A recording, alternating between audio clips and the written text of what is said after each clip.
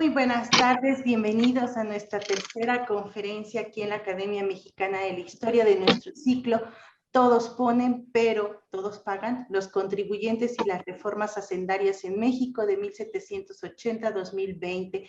Y pues hoy en nuestra tercera sesión vamos a contar con la conferencia del doctor José Antonio Serrano. Yo voy a dejarle los micrófonos al doctor Luis Jáuregui, coordinador de este ciclo, para que nos haga la presentación de nuestra sesión de esta tarde.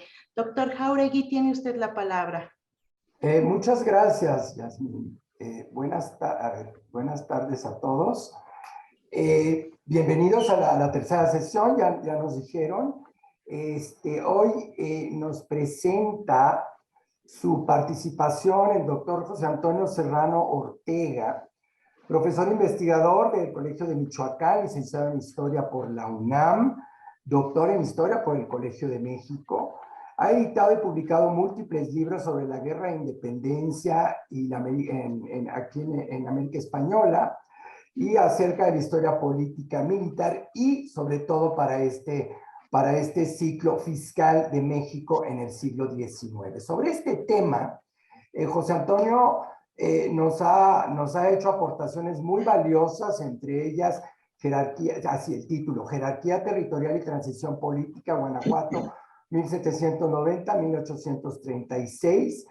Luego, años después, publica otro libro que se llama Igualdad, Uniformidad, Proporcionalidad, Contribuciones Directas y Reformas Fiscales en México, 1810-1846. Allá en los años 90, cuando los dos éramos jóvenes, hicimos un volumen colectivo con el nombre de Hacienda y Política, las finanzas públicas y los grupos de poder en la Primera República Federal Mexicana, y otro libro además que se llama Las finanzas públicas en los siglos XVIII y XIX. Con nuestra profesora, la doctora Josefina Zoraida Vázquez, editó un libro colectivo muy importante que se llama Práctica y Fracaso del Primer Federalismo Mexicano, en donde él nos expone el comportamiento de dos figuras de ingreso fiscal muy relevantes en aquella época, que era el contingente y el tabaco. Fue presidente del Colegio de Michoacán y quiero destacar que es nuestro anfitrión en este ciclo de conferencias porque es miembro de número de la Academia Mexicana de la Historia. Le cedo la palabra al doctor Serrano Ortega. Les doy a todos la bienvenida y gracias. Gracias, Luis. Pues siempre, como es un grupo, primero agradezco el espacio de la academia, que nos permite, nos alentó, también hay que decirlo, todos los integrantes de la academia recibieron muy bien el ciclo que organizamos Luis Jáuregui y yo sobre contribuyentes y reformas fiscales, hacendarias. Y para mí siempre es un gusto estar en la academia y en esta ocasión coordinar con Luis pues este ciclo de conferencias. Bueno, yo lo que voy a hablar ahora lleva como título Ni con los centralismos, los contribuyentes y las reformas hacendarias 1836-1847. Es decir, es el periodo donde se establecen lo que se llama las repúblicas centralistas. Y aquí, para mí, lo interesante es que esta experiencia de cambio de sistema federal a cambio de sistema central, pues en muchos sentidos desapareció de la visión historiográfica. Ha regresado a partir sobre todo de los 90, gracias a un grupo de investigadores alrededor de, coordinados por Josefina Vázquez, y muchas tesis que se han hecho.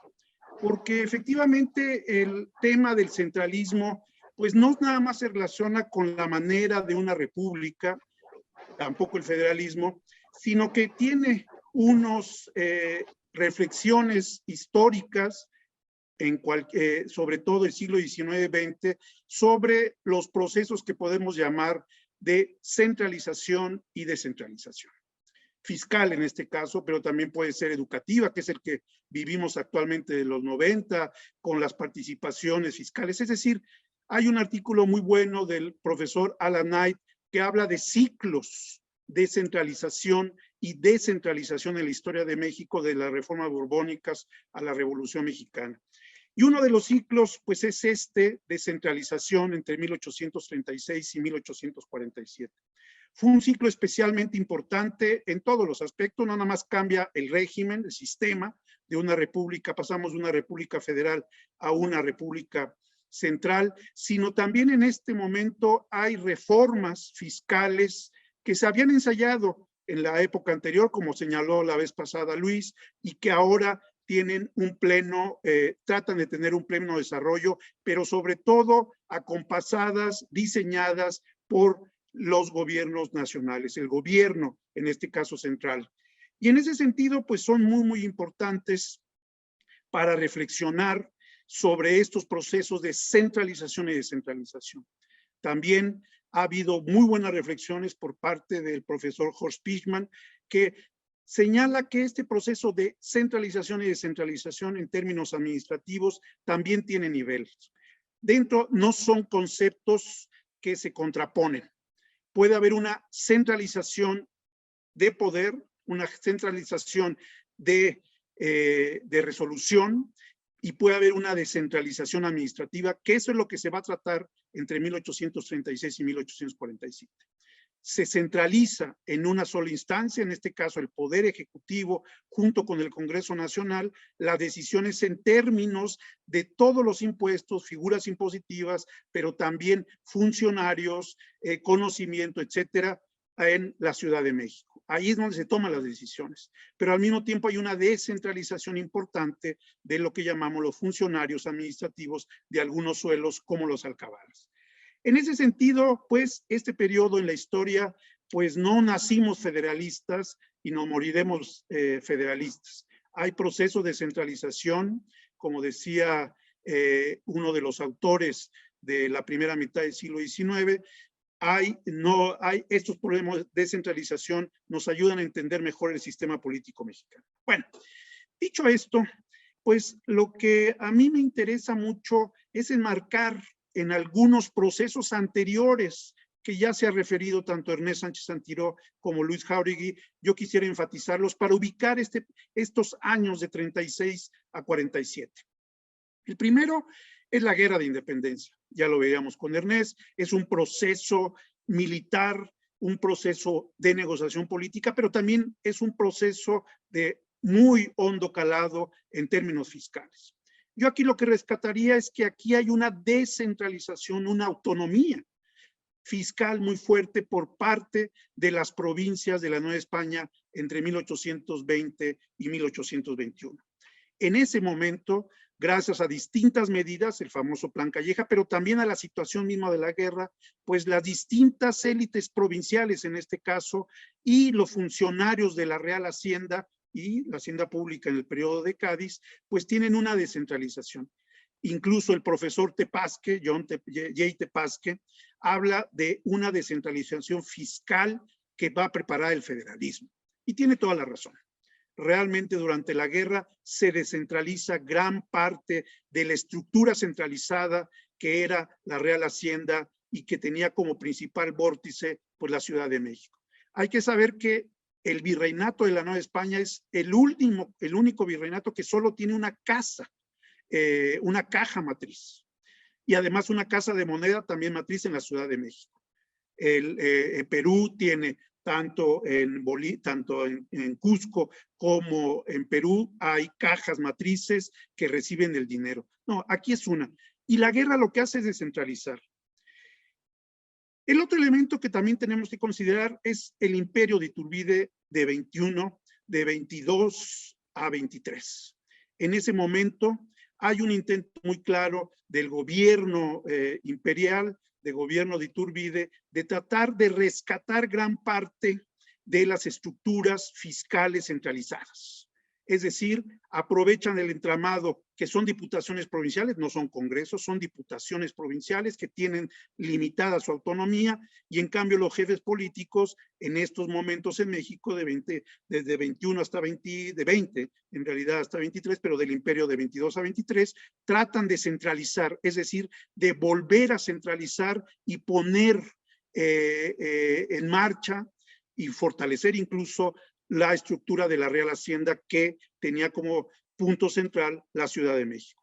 eso lo sabemos, va a traer consigo problemas muy serios entre las élites regionales, provinciales, con el imperio. Se empieza a considerar que hay una tiranía, y así se dice en el debate político, una tiranía que trata de disminuir la autonomía, las libertades de las provincias. Bueno, total, que ese es uno de los elementos. Esto lo ha trabajado muy bien varios investigadores, entre ellos en el libro que publicamos Luis Jauregui y yo, Carlos Venegas, sobre esta centralización, y Leonor Ludlow sobre estas tensiones que se dan en 21-23. En 23 hay un regreso a estas autonomías a partir de 1823 con el plan de Casamata, donde se pide en primera instancia que haya una mayor autonomía, que las diputaciones provinciales tengan un papel predominante en el desarrollo de la fiscalidad. Pues ahí se establece en este periodo entre 23 y 24 la República Federal. Si ven entonces en tan solo 10, 14 años hasta 24 ha habido procesos de descentralización, centralización, intentos de centralizar, intentos de conservar esa autonomía por parte de las élites regionales. En 24 se establece pues el federalismo, la República Federal. Y ahí empieza a darse una reorganización de todas las estructuras estatales, tanto a nivel nacional, estatal y también a nivel de ayuntamientos muy locales. Y aquí, dentro de varios colegas que están aquí, pues hemos considerado y hemos tenido incluso puntos contrarios de qué tipo de sistema fiscal se establece con él, con 1824. El profesor Carmagnani, en un artículo especialmente importante, que rescatamos también Luis y yo en otra publicación, habla de que se establece un confederalismo fiscal, es decir, una idea de que hay, desde el punto de vista fiscal, desde el punto de vista de ingresos, egresos, pero también transferencias entre el gobierno nacional y los estados, se establece un confederalismo. Es decir, una gran autonomía fiscal por parte de los estados al interior de su soberanía, al interior de sus territorios y sus jurisdicciones, y en cambio el gobierno nacional es un gobierno concebido, muy limitado, casi solo con los ingresos, como sucede de las aduanas y algunas transferencias entre de los estados al gobierno, a la hacienda pública nacional. Ha habido un debate, está un libro muy interesante de Jesús Hernández, donde él establece a partir de algunos artículos que efectivamente la Constitución Federal permitía, y ahí viene el término de federalismo, que el gobierno nacional pudiera fijar incluso contribuciones dentro de los estados.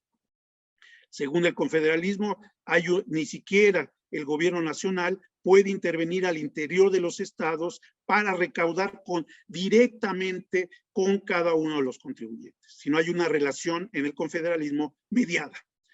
Es gobierno nacional, gobierno del estado y el gobierno del estado con los contribuyentes. No hay una relación directa entre el gobierno nacional.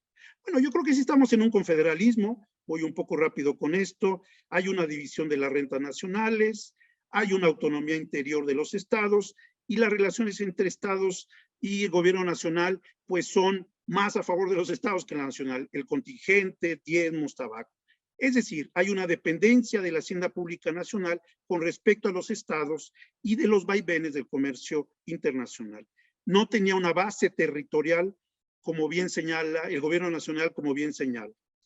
Pero al mismo tiempo, este periodo de 23 y 24, y para mí es importante, es que permite hablar de que existe un mosaico de regiones y de élites políticas muy diferenciadas como contribuyentes. A veces tendemos, muchas veces tendemos a creer que en estos periodos, en el siglo XIX, era entre las regiones contra el centro, que casi se unificaban y tenían intereses comunes, Guanajuato, Jalisco, Chiapas, Sonora, y que en común enfrentaban al gobierno nacional. Y lo que hay que decir es que hay que abandonar esta idea. No hablamos de frentes estatal de los estados contra el centro, contra el gobierno nacional. Es un mosaico de intereses muy variados. Y en ese sentido, 1823-24 y después, durante la República Federal, pues este mosaico de intereses de las élites regionales, pues va a permitir que incluso haya fragmentaciones políticas muy importantes. Pero sí podemos hacer una regionalización en términos de cómo las élites políticas ven, consideran y apoyan al gobierno nacional. Hay varios estados que van a estar a favor de que el gobierno nacional tenga un amplio poder militar y un amplio poder fiscal. ¿Qué quiere decir esto? Quieren un estado fuerte, un estado que controle el orden, que recaude impuestos y que tenga un ejército, por consiguiente, bien pertrechado. Y esta regionalización, sobre todo, podemos considerar ahí a las élites políticas del Estado de México, Michoacán, Guanajuato, Puebla, Chiapas, Tabasco, Aguascalientes y después de 1836 Zacatecas y Tamaulipas. Estos son los estados que consideran que deben de haber una autonomía limitada, a final de cuentas. No un confederalismo donde el gobierno nacional sea muy débil, sino que debe de haber un gobierno relativamente fuerte. Pero también hay otros estados que están a favor de una descentralización o un confederalismo muy fuerte. Son aquellos que han tenido élites, incluso políticas importantes durante la colonia, ya sea por minería, por universidad, comercio, etcétera. Me refiero a Zacatecas, Jalisco, Sonora, Sinaloa y también Oaxaca. Estos estados consideran que debe haber una autonomía territorial en el federalismo y también en el centralismo muy fuerte, que debe haber un gobierno pues relativamente limitado, si no es que debilitado. Y en este sentido, esta geografía que quiero dejar aquí, pues es para mí especialmente importante porque es la que va a funcionar a partir de 1830 y hasta por lo menos 1845. Bueno, otro factor que tenemos que considerar para entender el centralismo fundamental es que en 1829 llega el gobierno de Vicente Guerrero, un gobierno que además había sido producto de un golpe de Estado en realidad, llega en un momento especialmente delicado para toda la República. Hay una amenaza que se concreta de una invasión española. Eso hace que el Congreso dé facultades extraordinarias a la presidencia de Guerrero y sobre todo a su secretario de Hacienda, que es Lorenzo de Zavala, este personaje político muy polémico, que fue gobernador del Estado de México, después secretario de Hacienda y uno de los principales reformadores liberales en 1833. Bueno, en ese momento, en términos fiscales, 1829, pues es el gobierno que había surgido apoyado por estados muy federalistas, Zacatecas, por ejemplo, pues frente a estas circunstancias extraordinarias, lo que dice es que debe de incrementarse sustancialmente los ingresos de la hacienda pública federal para hacer frente a la guerra. Y con el apoyo con el proyecto hacendario de Lorenzo de Zavala como secretario de Hacienda, se establecen contribuciones directas. Contribuciones directas que son, pues se parece mucho a nuestro actual impuesto sobre la renta. Es decir, son impuestos directamente que tratan de gravar, tratan de imponer, de que paguen impuestos, pues las rentas de los inmuebles, los rendimientos de las tierras, las ganancias de los comerciantes, las inversiones de capital de distintos sectores, los salarios de profesionistas y funcionarios, y también, y esto es importante, los rendimientos de la agricultura antes de llegar al circuito comercial, es decir, antes de ser vendidos. Si ven salarios, beneficios, capitales, inversiones, productos, rentas, pues son impuestos muy directos que va a ser el eje central, por eso lo adelanto, de las reformas fiscales que se van a tratar de establecer en medio de una república centralista a partir de 1836. Las contribuciones directas en distintos estados de la República se habían tratado, estas contribuciones se habían tratado de impulsar en Jalisco, también en Guanajuato, en Zacatecas, pero habían sido paradas. Las élites económicas locales no habían querido grabarse. No consideraban y se opusieron ferozmente a que se les grabara, a que se les impusieran a sus ganancias este tipo de impuestos. Pero ese no fue lo que suscitó un enfrentamiento frontal muy, muy, muy fuerte entre gran parte de los estados con el gobierno de Vicente Guerrero, sino que dentro de esas contribuciones directas, de esta ley extraordinaria de contribución extraordinaria, se señalaba que los funcionarios del gobierno nacional en los estados podían intervenir las arcas estatales, las tesorerías estatales. Eso es lo que se rechazó. Y no nada más lo rechazaron los estados más federalistas o confederalistas. Aquí sí se forma un frente común. Es impresionante ver cómo esta medida en contra del federalismo y el confederalismo trae consigo que todos los estados, aquí sí digo todos los estados, independientemente de su apoyo o no al gobierno nacional, se unen en contra de esta medida. Incluso el Estado de México, que había sido gobernado por Lorenzo de Zavala unos momentos antes. En ese sentido, yo creo que aquí es donde empieza la crisis del federalismo en 1829.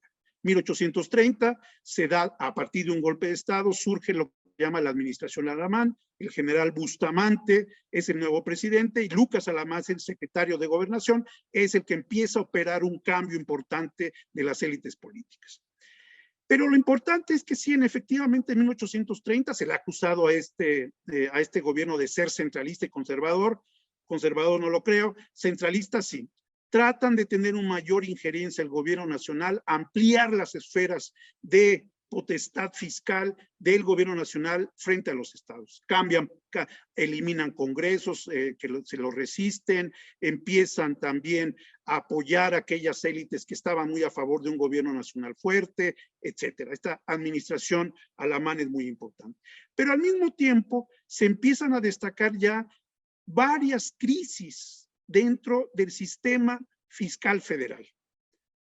¿Cuáles son? Bueno, al contrario de lo que se pensaba en 1824 cuando se establece el federalismo, para 1830 la gran mayoría de las tesorerías de los estados están quebradas. Tienen déficit, no pueden recaudar las rentas que les había quedado en 1824 y que ya lo explicó muy bien Luis Jáuregui, como la renta del tabaco, los impuestos a la minería, las capitaciones o contribuciones directas, eso es muy importante, etcétera. Realmente son tesorerías que tienen déficit y que muchas de ellas ya están quebradas, salvo una, claro, que es Zacatecas. Zacatecas es el estado que tiene mayor ingresos porque, al contrario de Guanajuato, en Zacatecas la guerra de independencia no acaba con la minería. Para ponerles un ejemplo de las dimensiones del dinero que tiene Zacatecas, en 1828, Zacatecas recauda 1 millón de pesos. Toda la hacienda pública nacional, 10 millones. O sea, 10% nada más un estado. Sí, es el más rico. Entonces, hay crisis del sistema fiscal, hay pasivos y déficit, las rentas principales que fueron heredadas, que fueron establecidas en la ley de febrero de 1824 no están funcionando, no pagan el contingente, no están cobrando bien, se desorganiza, como dijo Luis, este sistema fiscal que venía de la colonia y que era en cierta manera efectivo, etc. Y en ese sentido hay una quiebra política y una quiebra fiscal del federalismo. Quiebra política porque realmente las élites políticas de las regiones se dan cuenta que necesitan un gobierno nacional fuerte. ¿Por qué? Porque hay muchas rebeliones en este momento, una rebelión en el sur, movimientos de españoles, etcétera. Y tienen muy consciente la memoria por la guerra de independencia. Total, y aquí es donde voy un poco desbrozando, en 1835 hay un congreso constituyente, se autoconstituye, se autofaculta como constituyente y hay un cambio de república central. Esta república central empieza en 1835 hay una primera república, 1840-41, y después otra república con misma centralización, pero con distinta naturaleza. Hablemos de las repúblicas centralistas desde 1800 a 1835. Hay una centralización administrativa. Ese es el primer punto. Todo México, ahora sí como diríamos, es tierra Telcel. No hay, ¿cómo se llama?, autonomías fiscales, no hay estados, es una república con departamentos, no hay congresos de los estados, los gobernadores dependen de la designación del Congreso, de una terna del Congreso Constituyente, no hay ayuntamientos, desaparece la inmensa mayoría de los ayuntamientos, es decir, hay una centralización política muy fuerte. Y en términos de centralización fiscal, pues no hay diferencias en los suelos tributarios. Todos son dirigidos directamente desde la Hacienda, desde la Secretaría de Hacienda del Congreso. Hay una centralización muy, muy fuerte por parte del ejército. El ejército se divide, los estados, las comandancias generales del ejército se dividen en regiones, no en estados, etcétera. Entonces, sí, el federalismo se disminuye totalmente. La Ciudad de México se convierte de nueva cuenta, como era antes de 1808, 1810, en el eje central de el sistema fiscal en este caso del país. Y en este momento también con todos estos cambios se agrega pues una reforma fiscal, unas reformas fiscales muy importantes, que son las reformas centralistas a través de contribuciones directas. Esas que se ensayaban en 1829 y en otros estados habían tratado, aquí se establecen para todo el país. Son, de nueva cuenta lo digo, impuestos directos que tratan de gravar las rentas de inmuebles, los rendimientos de las tierras, las ganancias de los comerciantes, las inversiones de capital en distintos sectores, salarios de funcionarios y empleados y también los rendimientos de la tierra. Es decir, son contribuciones directas que tratan de gravar el capital, la riqueza y los beneficios de todos los mexicanos. Aquí se amplía pues el abanico de contribuyentes. La gran mayoría de los estados durante la República habían apostado por contribuciones indirectas, contribuciones pues al comercio, a la venta, pues en pocas palabras, como bien ha estudiado también Ernest Sánchez Antiro, las alcabalas, en pocas palabras. Aquí se trata de cambiar la estructura y los sujetos de las contribuciones, de los impuestos. Ahora es directamente, primero, el gobierno nacional puede gravar directamente a cada una de las personas en el territorio. No hay estados que den autonomía o ese resguardo, no. Puede gravar directamente y lo hace con funcionarios. Se incrementan el número de funcionarios en este momento, se hace. Pero, y ahí es donde viene el pero de la historia, pues si bien hubo un consenso para que se estableciera un consenso de las élites regionales representadas en el Congreso Constituyente con sus diputados, pues este consenso político rápidamente se debilita. En algunos casos se anula. En primer lugar, sí, porque hay movimientos federalistas, porque en distintos lugares hay planes políticos para tratar de regresar al federalismo y critican el centralismo. Pero en términos fiscales, este consenso se empieza a romper, de nueva cuenta a fragmentar en este mosaico regional que he señalado.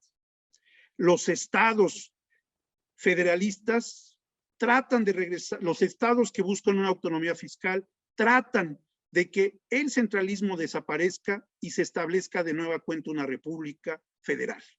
Es decir, se desencanta muy rápido el federalismo, ya para 1838-39 ya están viendo cómo regresar al federalismo. Hablo, por supuesto, de Jalisco, Sonora, Sinaloa, Oaxaca y, claro, Yucatán y Texas. Texas es un problema particular, realmente aprovecha el cambio de sistema de 35 a 36, los tejanos para separarse. Pero Yucatán se separa de la República y considera que debe de regresarse a un sistema federal, igual que muchos estados más. Entonces hay un mosaico regional Existen los estados que, como el Estado de México, Michoacán, Guanajuato, Puebla, Chiapas, Tabasco, que están tratando de sí apoyar el centralismo, pero que haya reformas dentro de ese centralismo y que no sea una centralización tan fuerte, que haya ciertas autonomías.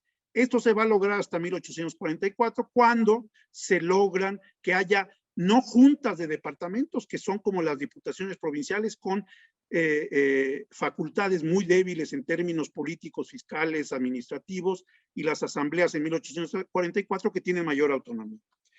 Pero bueno, antes de analizar, y con esto inicio otra parte, de analizar el comportamiento de estos contribuyentes de las élites regionales, es importante analizar directamente los comportamientos de los contribuyentes que yo llamo de a pie dentro de las regiones, es decir, los que están pagando o resistiéndose a pagar en las regiones.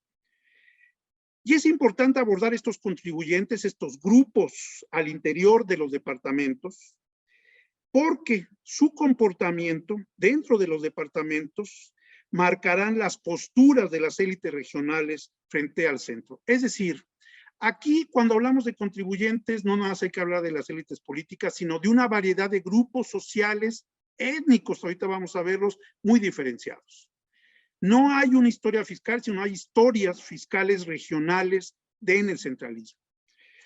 Y en ese sentido, siempre hemos pensado que, que la historia de México es esta pugna entre centro y regiones.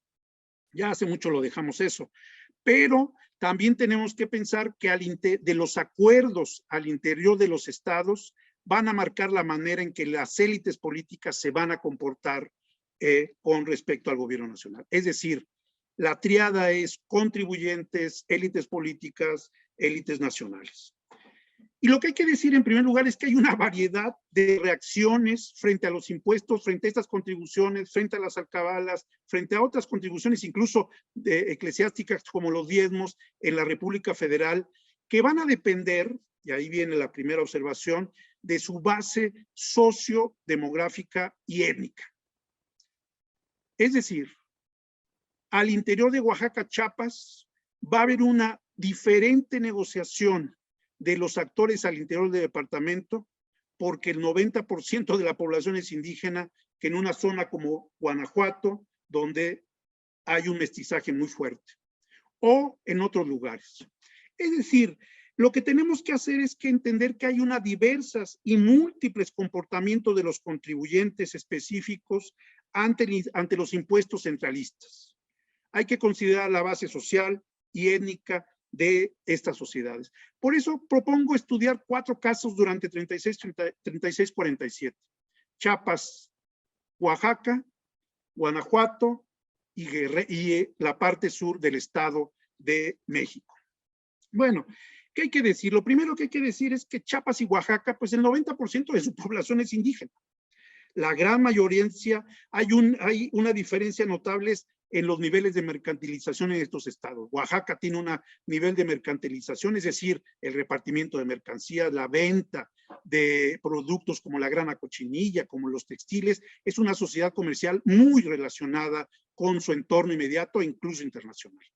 Chiapas, en cambio, si bien tiene el 90% de su población, pues realmente no hay un proceso de mercantilización muy fuerte.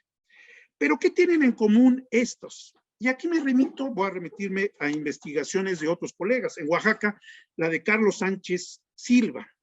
¿Qué es lo que dice? Es que tenemos que olvidar que los indígenas han sido los tradicionales y que no han querido cambiar. Ellos son los indígenas de Oaxaca, son los que han marcado esta etapa independiente de que no querían cambiar, querían seguir siendo pueblos de indios, corporaciones, etc. Y lo relevante de la investigación de Carlos es que dice que no nada más los indios no querían cambiar, tampoco las élites económicas.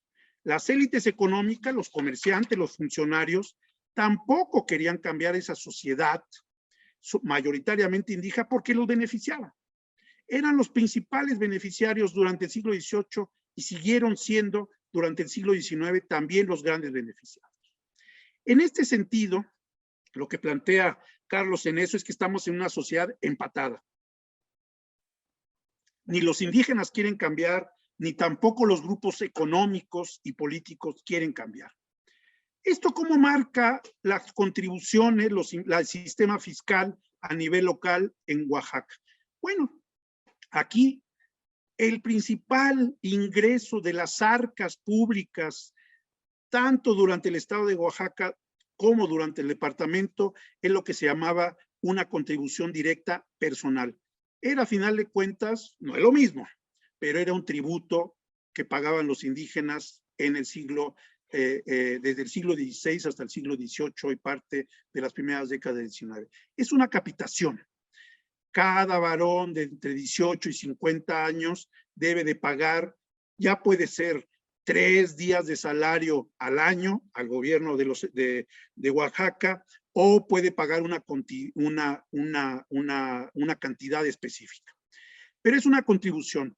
Aquí lo que dice, y se ha estudiado muy bien, no nada más para Oaxaca, sino para muchas regiones indígenas de Sudamérica, Bolivia, Perú, etcétera, es que aquí se da un pacto postcolonial entre estas élites de Oaxaca y los indígenas, como en otros lugares.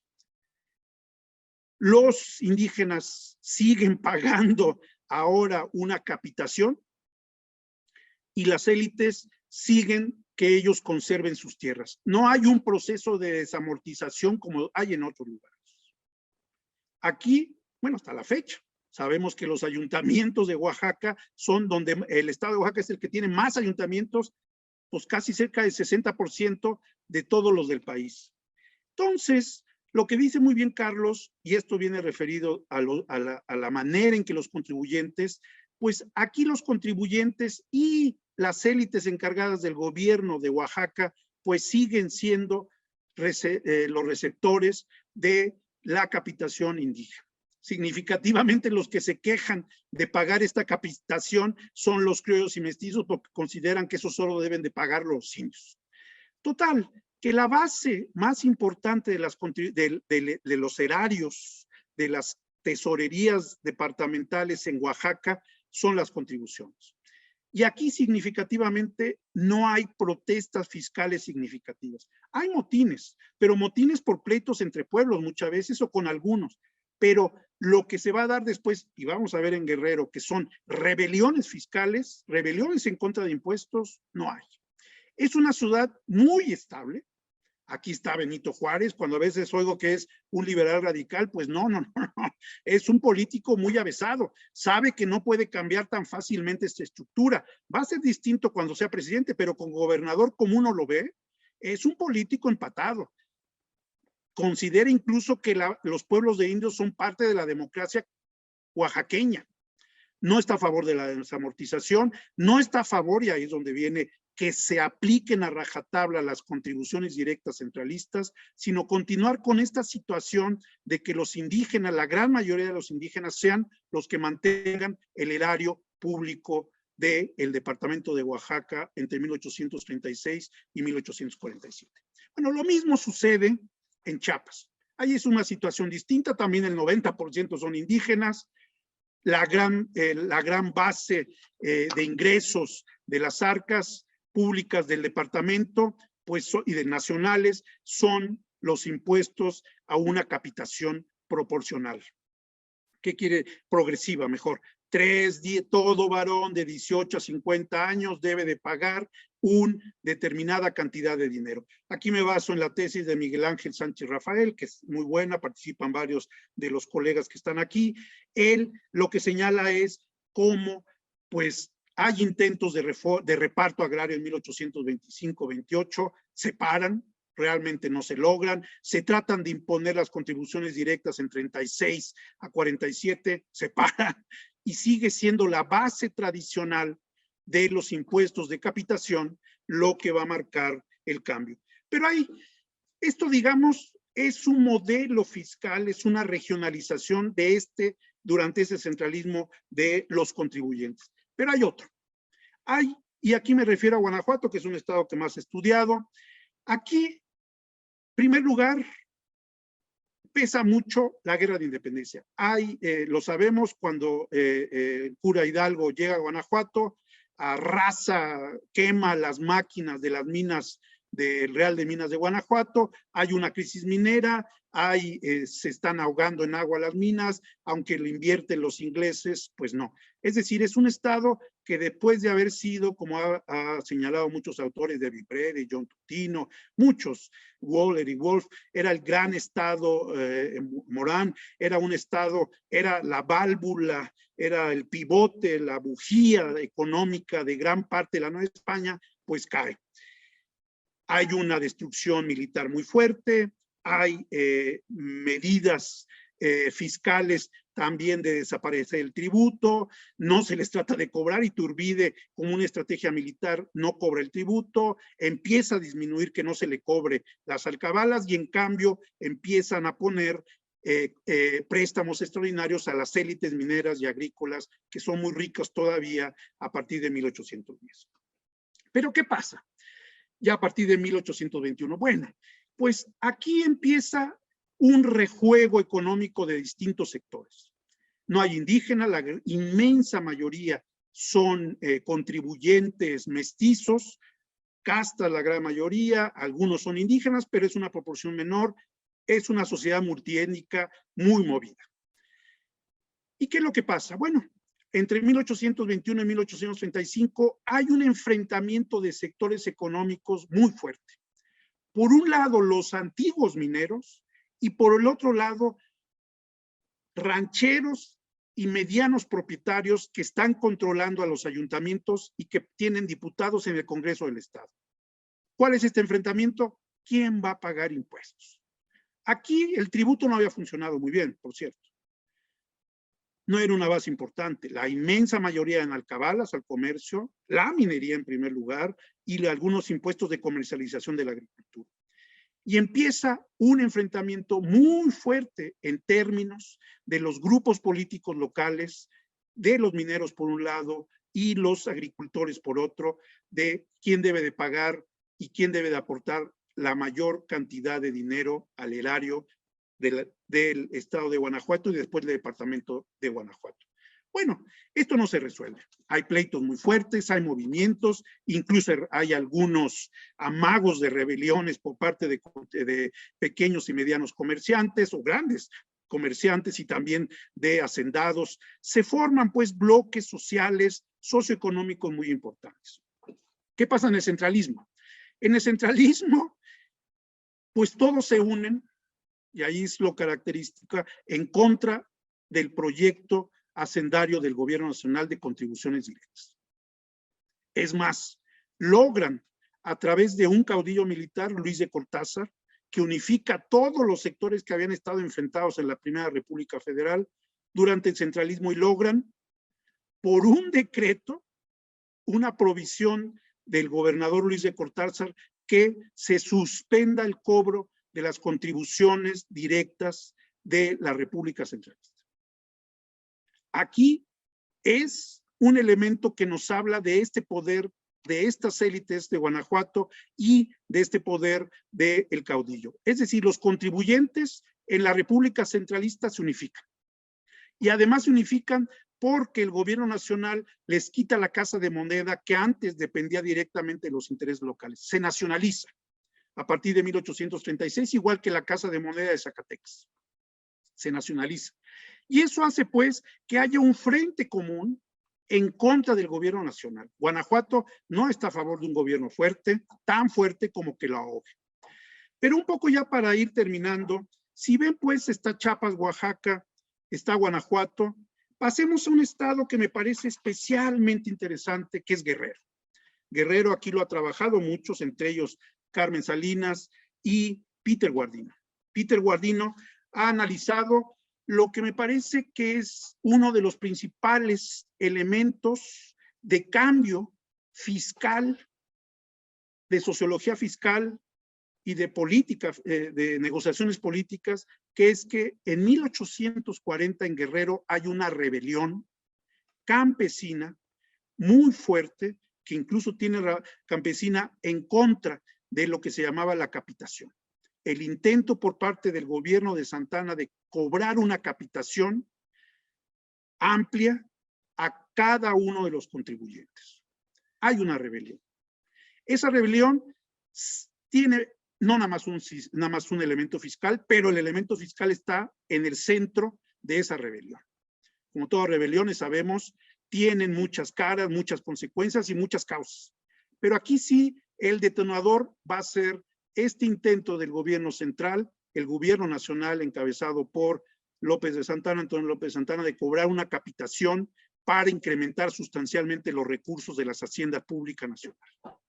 Se trata de cobrar, y ahí hay una rebelión que tiene movilizaciones, ramificaciones, perdón, en Oaxaca, en Michoacán y también en parte del gobierno del Estado de México. Guerrero en ese momento forma parte en 1940 del Estado de México. Pero, y aquí es donde viene uno de los elementos que hay que considerar, pues su liderazgo más importante es Juan Álvarez. Juan Álvarez es el que encabeza este movimiento en contra del proyecto de cobrar la contribución, la capitación a su base social. Y hay movimientos. ¿Qué sucede? Bueno, hay unas movilizaciones, se llaman las rebeliones del sur, hay ramificaciones en Guanajuato, algunos empiezan también a movilizarse en San Luis Potosí, en varios estados. Si ven, pues, los contribuyentes en ese estado empiezan a movilizarse. Sí, por el liderazgo de Juan Álvarez, pero creo, y con esto ya voy un poco cerrando, porque en 1840 empieza un nuevo ciclo de las estructuras estatales en México. A partir de 1840, sí ya se trata por parte de las élites políticas de una mayor carga fiscal sobre los grupos populares y medios y altos. Mi impresión, por eso yo le preguntaba a Ernest, ¿qué tanto había un desgravamiento, una desgravación, una falta de pago, un impago de impuestos durante la guerra? Mi impresión es que entre 1820 y 1840 los grupos populares en México en general pues van a tener una disminución de su carga tributaria, empezando por los diezmos. Si uno ve, los diezmos pues eran este impuesto del 10% que cobraba la iglesia a cada uno de los productos de la tierra, de la agricultura, de la industria, etcétera, pero sobre todo de la tierra. A partir de 1810 y después de 1821, a lo largo de estos años, el diezmo no se puede cobrar. Hay una disminución en cascada. Tampoco se puede cobrar fácilmente la capitación, aun cuando había la costumbre de pagarla en Oaxaca. En otros lugares, durante la Guerra de Independencia, incluso en Yucatán, tratan de abolir los propios indígenas las alcabalas, el tributo. Es decir, creo yo, pero solo es una hipótesis, creo que entre 1820 y 1840, al desaparecer el diezmo, al no poderse cobrar fácilmente estas capitaciones, al disminuir sensiblemente, creo que la posibilidad de cobrar alcabalas, hay, no diría un paraíso fiscal, pero sí hay una disminución de la carga en los grupos populares e intermedios, creo. No podemos medir si bueno, hay que recordar que los indígenas no pagaban en la colonia alcabala, si eran indios de pueblo. Después lo pagan, no lo pagan, no lo sabemos. Creo que sí hay una disminución. Pero a partir de 1940 hay un aumento de la carga fiscal de manera sustancial. Y ahí es donde se dan, por eso es tan importante, las rebeliones, estas rebeliones, sí la del sur, pero con ramificaciones en distintos lugares. Bueno, a final de cuentas, pues, el centralismo, reformas fiscales, este cambio de sistema, pues en 1846 va a cambiar.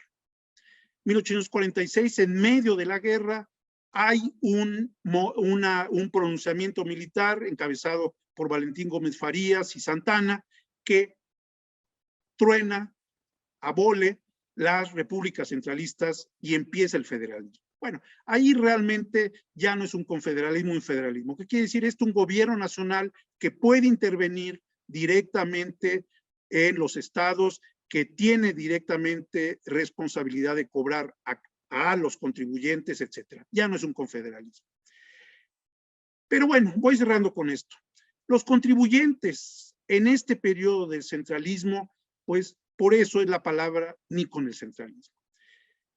Realmente esto de los cobros de los impuestos es un tema que va surgiendo en cada crisis económica, en cada crisis política y que es necesario de estar repensando. La centralización no fue la solución para cobrar mejor impuestos. El federalismo, pues sí, con toda sus carga, con este confederalismo tan radical que teníamos, pero este federalismo que se tiene ayuda mucho a entender estos ciclos de centralización y descentralización que se dan en México.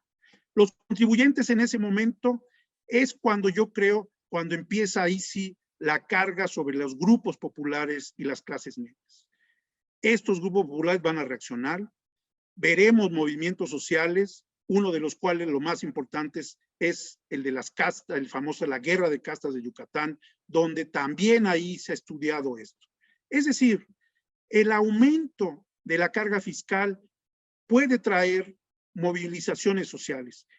¿Cuándo?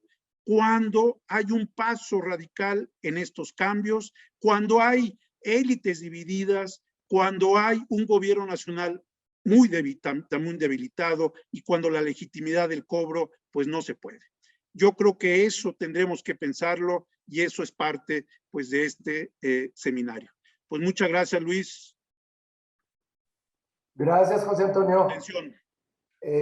Muy interesante y muy sintético, un periodo extremadamente difícil de entender, tanto en cuestiones políticas como económicas y bueno, sociales ni hablamos. Ahora podemos proceder a la sesión de preguntas. Si alguien gusta levantar la mano, no tendría ningún inconveniente.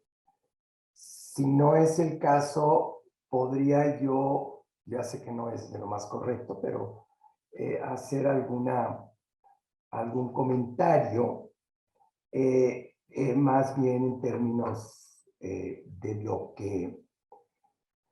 que me parece que yo tengo muchos años estudiando este tema y como todos los conferenciantes, por supuesto, y siempre he dicho, incluso por ahí escribí un artículo, que ha dado pasos agigantados el estudio del pasado fiscal mexicano, particularmente en el caso del siglo XIX. Sin embargo, y ahora sí estoy, yo no sé, a lo mejor a mi edad ya es hora de cuestionar lo que hice en el pasado, pero sin embargo hay elementos que no nos permiten entender bien qué está ocurriendo, qué ocurrió. Me estoy hablando de estos primeros, no sé, 30 años del México independiente. Y es que tiene que ver con algo, creo yo, con algo que tengo muchos años también estudiando, que es la parte administrativa.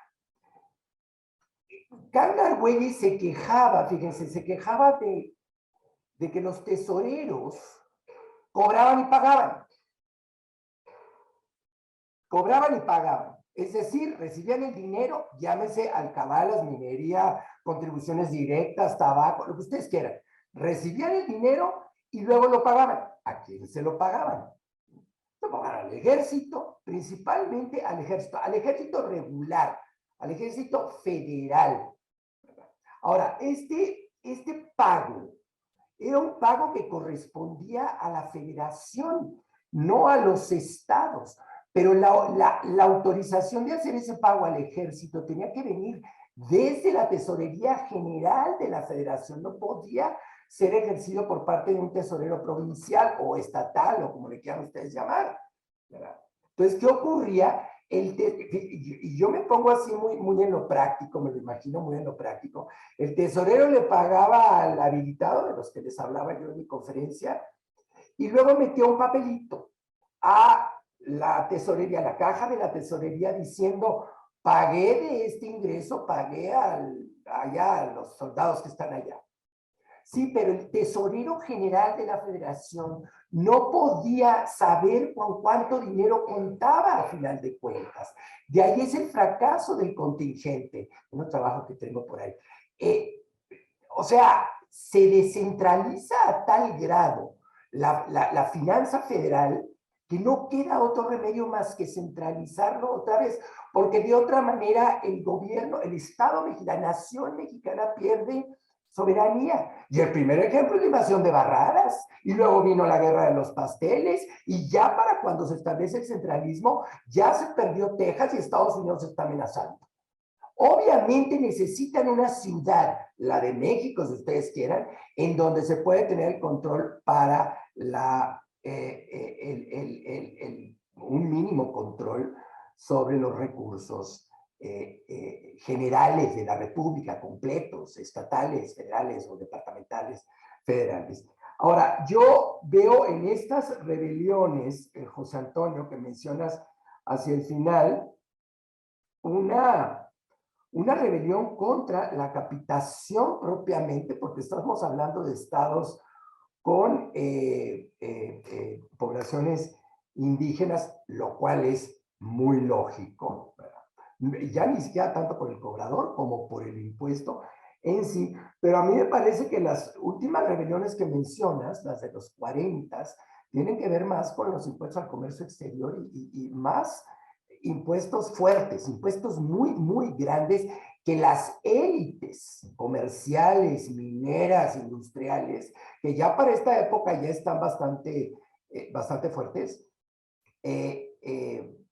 están impulsados a el movimiento de Mariano Paredes. Mi pregunta es, tú ves, ya sé que no tiene que ver con lo que estás haciendo, pero tú ves un cambio de ciertas instituciones después de que se restablece el federalismo en 46 o fue nada más un capricho? Gracias. No, pues muy interesante la pregunta, Luis. Sí, hay un conjunto. Efectivamente, la capitación, la contribución personal, la capitación, sí es el elemento detonador, ¿no? Realmente, como sabemos, las rebeliones, hay motines, porque aquí habría que hablar desde después de la guerra civil, la cruenta guerra civil, ¿qué es lo que pasa? Y yo creo que aquí el tema central es que hay motines, efectivamente. Hay motines en Oaxaca, hay motines indígenas, pero cuestiones de pueblo. Pero en términos fiscales, no los libros que tenemos sobre rebeliones no las ven. Ahora, 40 sí es la capitación, tiene razón. Y ahí agrego, por eso decía que es multicausal, porque sigue lo que Guerrero, el algodón es el gran tema de producción de esa parte de Guerrero. Y en ese sentido, los impuestos a la internación, pero también el que se haya abierto en cierta manera a productos de la revolución industrial, es decir, los ponchos de Manchester, las telas de Manchester, pues claro que va a traer consigo una crisis artesanal muy fuerte y por consiguiente de la demanda a la agricultura de algodón. Sí es multicausal, sí, pero lo interesante también, Luis, es que estas élites, y me refiero a Juan Álvarez y del conjunto de los que están encabezando esta rebelión en los 40, tienen intereses particulares, quieren su Estado, obviamente, pero también quieren mantener esta base social movilizada. Se oponen a la capitación porque saben que es un tema pues, que está influyendo directamente en el descontento social. También tratan de tenerlo. Juan Álvarez, incluso cuando llega a ser presidente, pues trata todavía de ser un cacique regional y en ese sentido trata de evitar ¿cómo se llama? Los impuestos de internación, ¿no? Entonces, pues yo creo que va por ahí también, Luis. A mí un poco, y eso también es parte de este ciclo de conferencias, pensar estos temas. Los contribuyentes se movilizan, hay impuestos legítimos, reformas que se apoyan, etcétera, y hay que pensarlas. En este momento, pues no, los militares no pueden imponer su voluntad. Hay élites muy fuertes, hay regionalizaciones, ¿Qué es lo que va a permitir que sí se den el proyecto de contribuciones directas? Y aquí está Javier Pérez y pues va a ser un gobierno que va a poder, creo, Javier ya no lo podrá decir, en el porfiriato. Antes, realmente no. Y la única manera es, y solo lo veo por el caso de la tesis de Chiapas, ya para el porfiriato de nuestro alumno, pues que se van a dar con alianzas entre élites. Pero regreso a tu pregunta, Luis, sí, también está relacionado con eso. Yo creo que no nada más es que ya hay una presión fiscal del Estado, de las estructuras estatales y administrativas sobre los contribuyentes. Dejaron de pagar diezmo, pues ahora tienen que pagar otros impuestos, etcétera, etcétera. Yo creo que por ahí hay esos ciclos que tendríamos que estudiar también. Y tú lo has estudiado desde el punto de vista administrativo. Realmente, como señala tu artículo, bueno, insistimos en el libro que ya está publicado por Josefina Vázquez, el Colegio de México y el Colegio de Michoacán de la República Centralista. Luis tiene un artículo sobre este tema de la administración, entre otros, durante las repúblicas centralistas, y el tema es esto. Pues, aun cuando se contratan, Luis, como tú dices, más empleados, sí se logra una mayor carga, pero con respecto a la Nueva España, ni de lejos, pues, en pocas palabras, aunque se intente, ¿no? Pero bueno, gracias por la pregunta.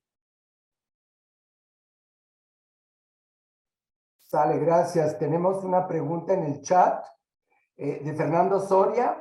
Gracias al doctor Serrano Ortega por esta panorámica fiscal a partir de la operación de los procesos de centralización y descentralización administrativa y de poder desde la guerra civil en el decenio de 1810. Es resaltable su exposición porque promueve un enfoque para examinar al interior de los departamentos las historias fiscales del periodo centralista. Ahora, mi pregunta es la siguiente. ¿Qué cargas tributarias directas fueron privilegiadas entre las de producto y las personales durante el periodo explorado de poco más de una década, 1836-1847? Usted mencionó el caso de departamentos con alta presencia indígena, en donde el sostén del erario provenía de las capitaciones, por lo que podría usted abundar más de los gravámenes objetivos o directos de producto durante este periodo. Por favor, para entender las innovaciones y permanencias. Gracias nuevamente. Gracias, Fernando. Mira, sí, la capitación pues va a ser uno de los elementos más importantes. Las de producto, es decir, todos aquellos bienes, etcétera, sí se tratan de aplicar en algunos estados hasta donde sabemos. No hay unos estudios puntuales. Luis aquí podría señalar mucho mejor, ya que él consultó pues, las cajas del Archivo General de Nación de Contribuciones Directas. Pero te he de decir, los que yo he estudiado, Zacatecas, minería, se les empieza a cobrar directamente por parte del gobierno nacional en una industria que va en ascenso. Guanajuato, a partir de 1840, empiezan directamente a echar a andar después de inversiones que habían sido poco fructíferas para los ingleses. Retoman los antiguos pasioneros en Guanajuato y la minería empieza a pagar impuestos al gobierno nacional en ese momento. Agricultura. Bueno, en el caso del Estado de México, se empieza a este producto, a final de cuentas, el predial, en pocas palabras, se empieza a cobrar a partir de padrones muy tentativos, juntas de propietarios que se autocobren, en pocas palabras. Casi es la idea de que págueme lo que usted quiera, pero págueme. Empiezan a hacer estos padrones de propiedades, padrones de los bienes, tanto de casas, pero también de propiedades agrícolas y ganaderas. Entonces, sí hay este intento, pero obviamente si uno lo ve en términos generales, estos padrones no van a tener el perfeccionamiento, sino muy adelantado al siglo XIX. Hay intentos, incluso hay intentos, Fernando, de gravar la propiedad de la tierra, no tanto los beneficios, sino la propia propiedad, la propiedad misma, no sus beneficios, no sus productos, en términos de un padrón de propietarios. Se dan muchas juntas, se empieza a tratar en el Estado de México, también se empieza a tratar en Chiapas, en Guanajuato, dentro de la ley de 36-37, ahí están esas juntas arbitradoras, creo que se llama, ahorita no me acuerdo cómo se llaman, juntas de arbitrios, creo, juntas de propietarios, donde se empieza a dar. Entonces, si hay producto, la minería empieza a funcionar, empieza a dar producto, las casas de moneda se controla por el gobierno nacional, las alcabalas también empiezan a tener un crecimiento, pero aquí lo que tenemos que preguntarnos siempre en la historia fiscal, si es por el crecimiento económico y o por una reforma administrativa. Y para mí es el crecimiento económico. O sea, para los 30 y 40 ya hay un crecimiento económico, hay una recuperación general de los distintos sectores económicos que permite tener mayor capacidad de pago del famoso sacrificio de pagar impuestos por parte de las élites. Antes estamos en una economía, en los 20 sobre todo, estamos en una economía muy deprimida, con sectores bajísimos la producción. En los 30 y más en los 40 ya esta posibilidad de crecimiento económico permite que los propios contribuyentes tengan mayor capacidad y menos resistencia al pago de estos impuestos de producto. Espero haber ayudado, pero sí necesitamos mayores estudios regionales, eso sí. Gracias, Luis. Gracias, José Antonio. Bueno, también es una cuestión es más fácil cobrar en las ciudades, porque es más fácil obtener el padrón o el censo, y conforme fueron pasando los años de la vida independiente de México, es decir, de un gobierno propio, pues el gobierno de la Ciudad de México y sus funcionarios se van dando más cuenta de la capacidad contributiva de esto que tú llamas, José Antonio, desempeño académico, desarrollo académico, crecimiento académico en las regiones. Esto lo vimos el otro día en el seminario de esta niña que hizo una cosa sobre Pernambuco en Brasil, que como al principio las autoridades en Río de Janeiro no tenían una idea del desempeño económico en Pernambuco porque, bueno, está lejísimos, pero lo mismo ocurría aquí en México. Poco a poco se va conociendo qué capacidad tienen estos personajes, sobre todo en la ciudad. Bueno, tenemos otra pregunta. Pero no, Luis, yo me quisiera referir a eso. Tienes toda la razón. Yo lo que he tratado en este libro de igualdad proporcional, uniformidad, es que realmente donde empieza a crearse estas dinámicas estatales en términos fiscales son las ciudades, Luis. Tienes toda la razón. Realmente ahí es donde empieza, otra vez a Fernando, empieza esta dinámica de desarrollo de funcionarios, conocimientos, posibilidades de padrones, etcétera. El campo es un lugar muy extenso, ahora sí. No es tan fácil grabarlo. Había elementos, pero se pierde con el diezmo.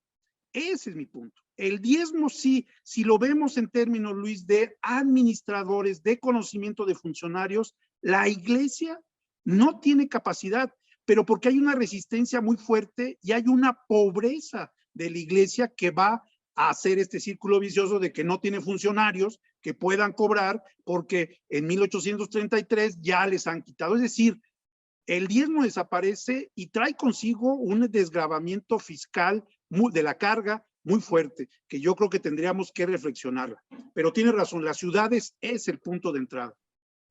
Okay. Y bueno, y sobre el cobro en la agricultura, en las zonas rurales, pues imposible, ya no nos demostró el Saltiro, la estructura de la propiedad de la tierra no se prestaba para cobrar prediales rurales. De hecho, creo que Luz María Uthoff tiene un trabajo sobre los intentos de predial federal allá en tiempos de no sé, Obregón Calles, fracaso total. Tenemos a otra persona que misteriosamente lleva el nombre de Lu-I-A. Felicidades a José Antonio por su ponencia.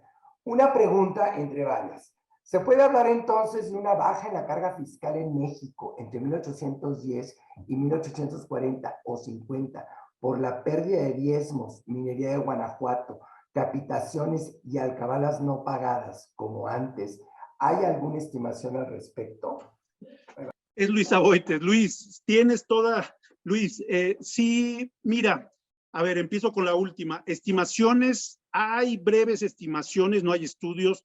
Yo lo que he tratado de ver es a partir de Guanajuato, Michoacán, San Luis Potosí, de la famosa, ¿cómo se llama? Memoria de 1840-41, que trata de registrar el periodo federalista y después ya las de 44-47, comparándolas con las memorias de ingreso, las memorias de la tesorería de estos estados. Y si uno lo ve en términos ahora sí constantes, pues sí hay una recuperación muy marcada en los 40 de la capacidad de recaudación en términos de los recursos monetarios de ingresos. Sí, claro, tendríamos que ver todo lo que sucede en los 30 con inflaciones, moneda de cobre, todo eso. Pero en términos solo de sin deflación ni nada, comparando las memorias a lo largo de estos estados, entre 1820, 1838, 39, 40, realmente son constantes los ingresos en términos generales. Hay gráficas de caída. En cambio, a partir de 1840, si uno ve las memorias de estos estados y estos departamentos, sí hay unas estimaciones al alza. Vuelvo a decirlo, con deflación, una inflación muy fuerte, pero en términos solo monetarios de lo que reciben, sí hay un crecimiento.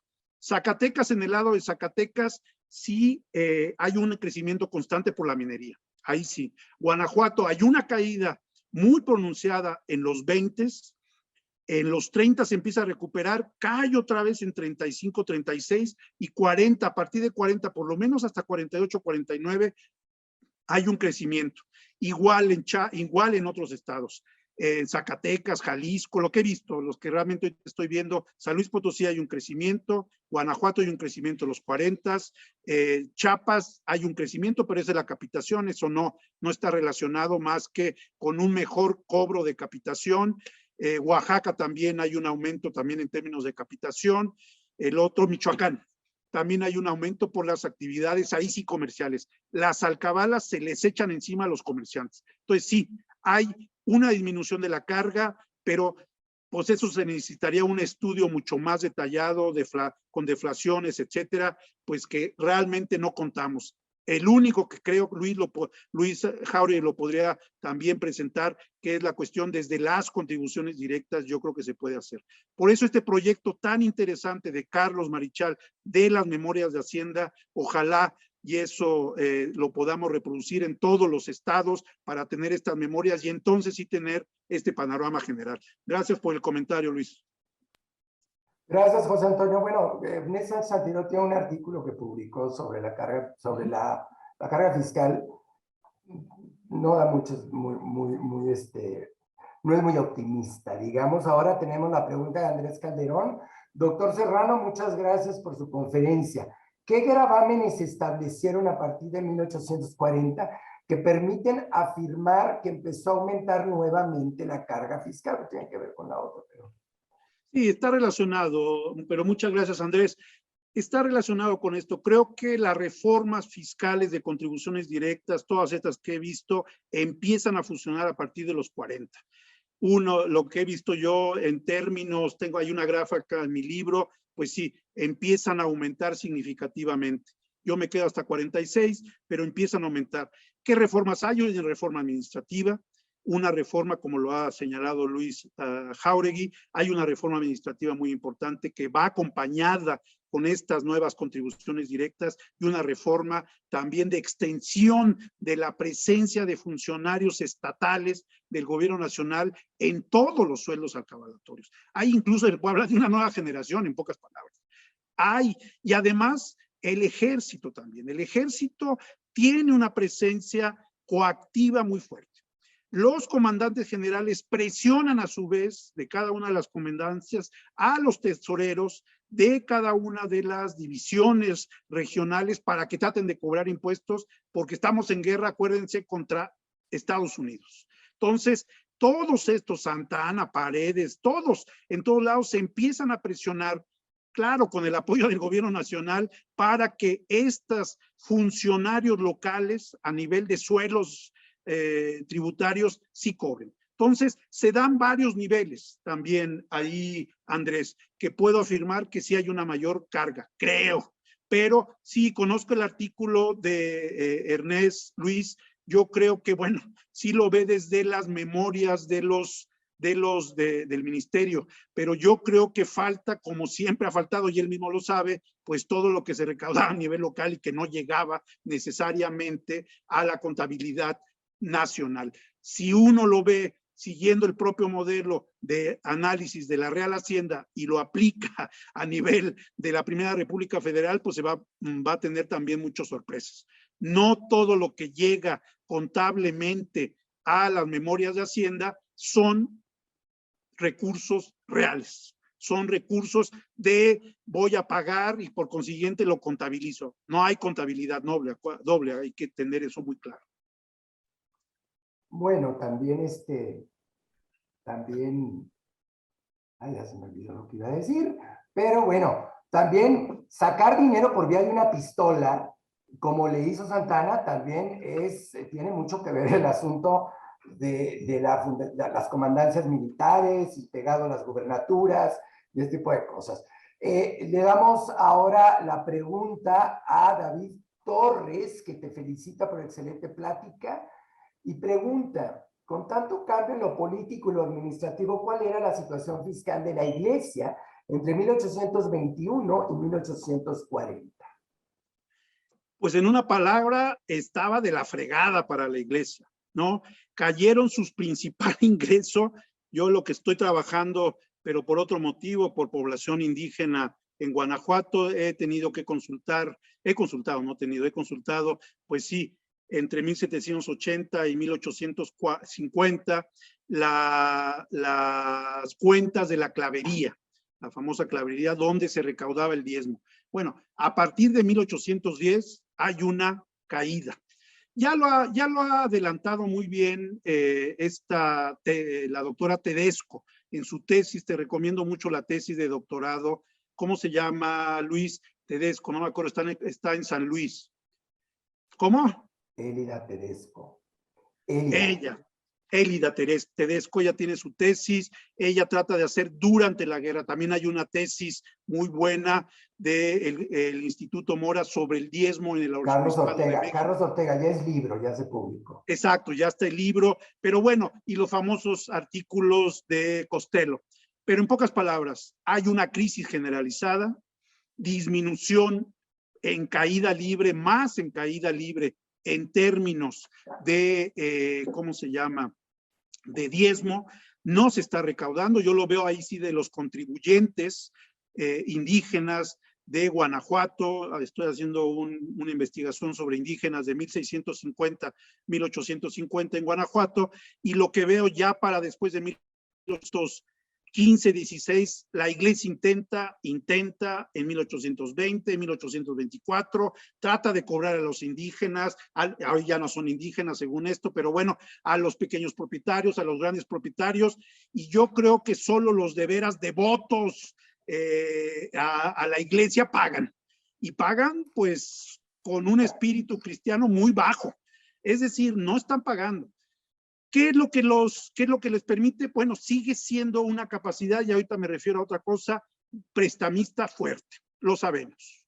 Sí tienen todavía recursos, capacidad y gestión de préstamos, se endeudan durante todo el periodo, los gobiernos del Estado están pidiéndole continuamente, el gobierno nacional les pide, etcétera. Y aquí viene la otra cosa que está relacionado también, Luis Jáuregui y Luis Aboites, con los préstamos. Nos falta hablar de los préstamos. Realmente cuando uno ve y desglosa estos niveles desde la Hacienda Pública Nacional, la inmensa mayoría pues son los agiotistas. Esos son los grandes préstamos. Hay un crecimiento. Cuando hay una desglose de las partidas, sí, los grandes préstamos usurarios son inmensos, muy grandes, y las contribuciones ordinarias también tienen un crecimiento. Pero sigue abierto de nueva cuenta el debate. Creo que está relacionado con que la crisis económica, y eso sí ya desde muchos, el libro de Luis con María Eugenia, muchos, el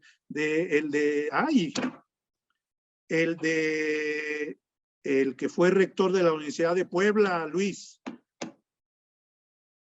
Enrique Cárdenas, muchos. Hay un buen debate ahí sobre la crisis. Bueno, él es de la UTLAP, no la de Puebla.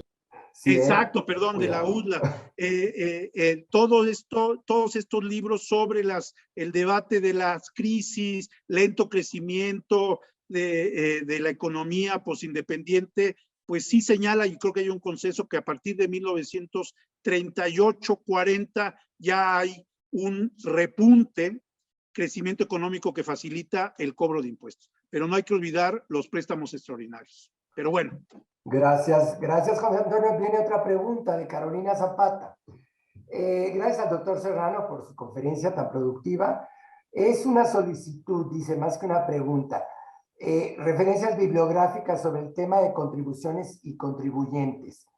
Bueno, eso sí es cierto, déjame, agrego yo, José Antonio. Nada más quiero de una vez adelantar la conferencia que sigue, que es el próximo 23 de este mes, o sea, el miércoles que entra, en donde Antonio Ibarra Romero nos va a presentar una conferencia que tiene que ver precisamente con la manera como se aplicaban las contribuciones directas durante la Primera República Federal, específicamente en el caso de Guadalajara. Es un trabajo que tiene muchos años él haciéndolo, y bueno, trataremos de mandarle algunas bibliografías sobre el tema de contribuciones y contribuyentes. Benjamín Juárez Echenique bueno, supongo que está desde Boston, Massachusetts, pero bueno, de todas maneras le doy la bienvenida.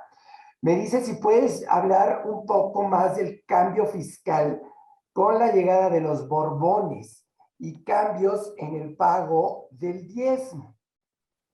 José Antonio. Bueno, a ver, la reforma borbónica, pues bueno, obviamente hay que recomendar los libros de Carlos Marichal, de Luis Jáuregui, de Ernest, varios de los que han participado en esto, Horst Pichman, hay una buena bibliografía. Y hay un consenso, tú me dirás, Luis Jáuregui, si estoy, que realmente en términos administrativos, en términos de ampliación de la carga tributaria, es decir, de lo que pagaban cada uno de los novohispanos, en términos también del cambio con las reformas borbónicas, ese cambio sí hay un crecimiento muy fuerte de la carga.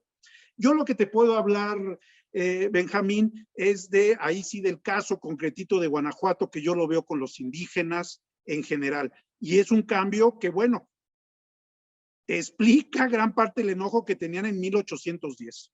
O sea, los indígenas de pueblo no pagaban diezmo, pero en cambio los indígenas que no tenían tierras, sí tenían que pagar diezmo.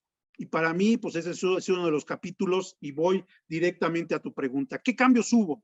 En términos del obispado de Michoacán, hay desde 1760, cambios administrativos en la clavería, en el cabildo catedralicio del obispado de Michoacán para cobrar mejor y sobre todo tener impuestos elásticos, es decir, que sigan el crecimiento económico del Bajío. El Bajío tiene un crecimiento económico exponencial. Ahí está el libro de John Tutino. La Iglesia trata con reformas administrativas de seguir ese crecimiento y beneficiarse, en primer lugar. ¿Cómo? Primero el encalzamiento, es decir, sacaban a subasta los suelos del diezmo y quien pagaba. Después empiezan a cobrarlo directamente los párrocos y después regresan al encabezamiento. Pero lo que sabemos con los encabezamientos, los arrendadores de esta renta eclesiástica, es que hay un crecimiento exponencial. La Iglesia sí sigue el crecimiento económico de la producción agrícola de Guanajuato, sobre todo del Bajío. Ese es en términos de producción. En términos de contribuyentes, bueno, le trata de cobrar hasta las piedras y lo logra. Que todos paguen diezmo. La evasión y la elusión disminuye muchísimo. No nada más pagan tributos, sino estos indígenas, que es el 70% de los indígenas, solo 30% viven en pueblo y están exentos del diezmo. Estos 70% de indígenas, que es la gran mayoría de la población de Guanajuato, empiezan a pagar diezmo a partir de 1760. En pocas palabras, sí, hay un aumento de la carga fiscal. Yo siempre refiero al libro de Carlos Marichal, que trata de cobrar con todo lo que implica una Real Hacienda de privilegios, de antiguo régimen, diferenciado, pagan unos menos, otros más, pero trata de, con todas estas observaciones, de ver cuánto paga cada uno en la Nueva España con respecto incluso a España. Aquí pagamos mucho más. Sí hay una reforma, los diezmos, claro que hay, te recomiendo mucho varios libros, Claude Morán para el caso de Michoacán y en general los libros de Oscar Massín, etcétera. Pero sí, los diezmos es un término. Ya hablando después de 1821, yo lo veo directamente en las cuentas de lo que realmente cobraron, no lo que debían, lo que cobraron, porque lo que debían, lo que no pudieron cobrar era el 70%. Solo cobraron cerca del 25% de lo que cobraban a final en 1808. Claro, estamos hablando de una crisis económica, todo lo que tú quieras, pero hay una resistencia de todos a pagar diezmo. Antes de 1833, si yo cada vez imagino más que 1833, cuando Valentín Gómez Farías quita la obligación civil de pagar impuestos, ya era pues el canto del cisne, en pocas palabras, ¿no? Pero bueno, espero haber ayudado eso. En todo caso, si se me permite, en todo caso es un problema también de desplazamiento de poblaciones. Se salen de la zona donde son vigilados después de 1821-23 y ya no pueden ser perseguidos, vaya. No obstante, porque hay que tomar mucho la parte doctrinal. Es pecado mortal no pagar el diezmo, bueno, al menos en aquellas épocas. Y bueno, en el caso de las reformas borbónicas, pues sí, las reformas borbónicas cobraron mucho, sacaron mucho, metieron muchos funcionarios, entre ellos los de las claverías, que también eran funcionarios civiles, funcionarios del rey, pero estos funcionarios no eran muy buenos, eran buenos para cobrar, pero no eran buenos con la población, y entonces ahí hubo un problema muy grave en las reformas borbónicas que tiene que ver no tanto con la presión, que sí fue muy alta, como con la presión, digamos, del cobrador sobre el contribuyente, y de ahí mucho la queja del mal gobierno. Luz María Uthoff hace un comentario que sí es relevante para lo que respondiste hace rato, José Antonio, que tiene que ver con que la carga fiscal no nada más tiene que ver con el monto de recaudación, sino con la actividad económica. Y eso es un poco el problema que tenemos, no tanto los montos de recaudación, como vamos a medir la economía, sobre todo a nivel regional.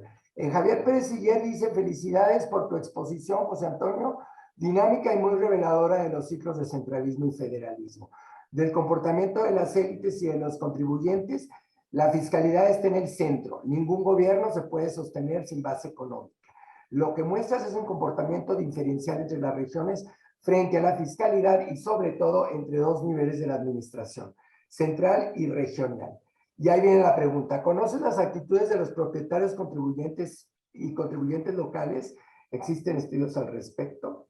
Gracias. Mira, Javier, pues bueno, el que tú hiciste para el porfiriato en el Colegio de San Luis a mí me es especialmente útil, y ojalá ese tipo de estudios se reprodujeran en más lugares. Está el grupo de investigadores de Jorge Silva, que está trabajando los erarios regionales, para no hablar de departamentos, etcétera. Pero ya ojalá hubiera más. Realmente no hay estudios, tantos estudios. Hay algunos para Guanajuato, bueno, lo que yo he trabajado. Está el de Sergio Cañedo también para San Luis Potosí. Algo se mete también Melchor Campos para Yucatán en la primera mitad del siglo XIX. El alumno del Mora, no sé si fue tu alumno que hizo contigo la tesis, Luis, ¿cómo se llama? Ay, sobre Yucatán, la tesis de doctorado sobre Yucatán y la finanza. Lorgio, exacto. Perdón, ahorita estoy con la memoria en otra cosa, pero es decir, Lorgio también está. Amanda Torres ha hecho algunos estudios. Ana Parrilla también está haciendo estudios locales. pero para la primera mitad. La segunda mitad, francamente, ahí sí yo no conozco tanto, pero para la primera mitad tenemos eso. Giovanna Celaya para Veracruz, ahora también está haciendo Luis Juventino Ruiz, está haciendo un estudio sobre finanzas para también Veracruz. Es decir, existen estudios, pero sobre todo ya voy al seminario de Ana Parrilla y Giovanna sobre fiscalidad municipal, Javier. Ahí acaban de publicar un libro sobre eso, la UNICACH, la Universidad de Ciencias y Artes de Chiapas, sobre fiscalidad municipal. Fiscalidad de los gobiernos, de las tesorerías estatales, tenemos muy poco, realmente. Ahora más llama la atención las municipales, ahí sí tenemos un poco más, porque además ahí los datos se tienen a la mano, los estados están un poco, los archivos estatales están un poco más descompuestos. Pero gracias por la pregunta y espero que haya ayudado. Bueno, pues si no hay más preguntas, agradecemos, por supuesto, a José Antonio Serrano, tanto la organización de este ciclo como por su conferencia. Agradecemos a todos los que están presentes. Entiendo yo que es un periodo complejo, es a veces un tema para los más avesados, pero los invitamos a la conferencia la semana que entra de Antonio Ibarra, que se llama Catastro y República, contribuciones directas y tributación ciudadana en la Primera República Federal. Antonio es muy simpático, muy ameno. Los esperamos a todos y bueno, pues muchas gracias, muchas gracias. Extiendo mi mano y bye. A ver si no te vayas, Luis, todavía. No.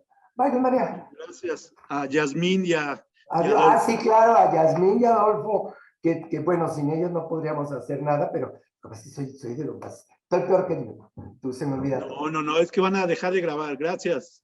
Ok. Y eso cómo sé. Sonríe.